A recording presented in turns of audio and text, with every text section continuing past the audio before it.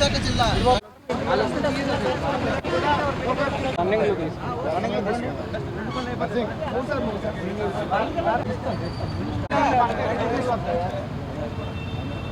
Okay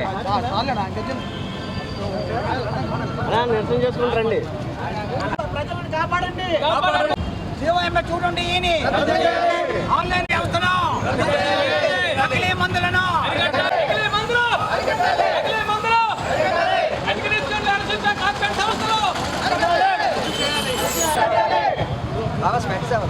చెప్పు.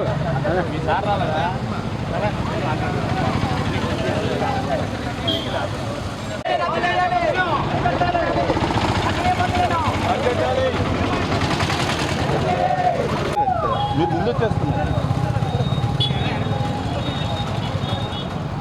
Online వ్యవస్థను, నకిలీ మందులను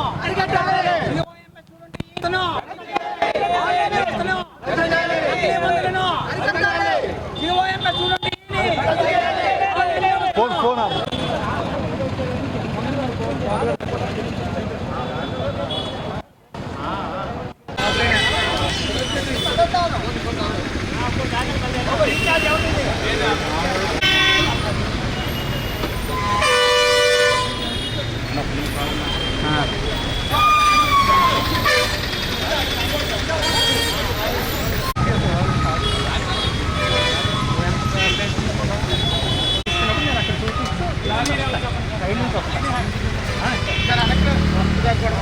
ఇది లోన్ లైసెన్స్ ఇవ్వడం అనేది గవర్నమెంట్ దృష్టిలో ఉంటుంది.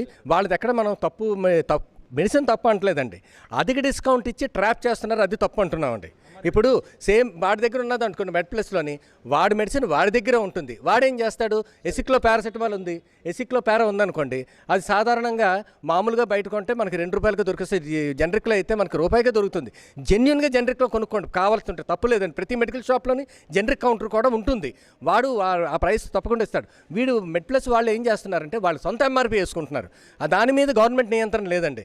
ఇప్పుడు ₹1000 ఎంఆర్పీ వేసి మీకు 80% డిస్కౌంట్ ఇస్తున్నాం, ట్రాప్ చేస్తున్నారు. దానివల్ల ఏమవుతుంది, జనాలు 80% అని చూసుకుంటారు, పబ్లిక్ చూస్తున్నారు తప్పితే ఆ మెడిసిన్, అదే మెడిసిన్ పక్కన ఉన్న మెడికల్ షాప్లో ఏ రేటుకు దొరకొచ్చిందన్న ఒక విజ్ఞత కోల్పోతుంది.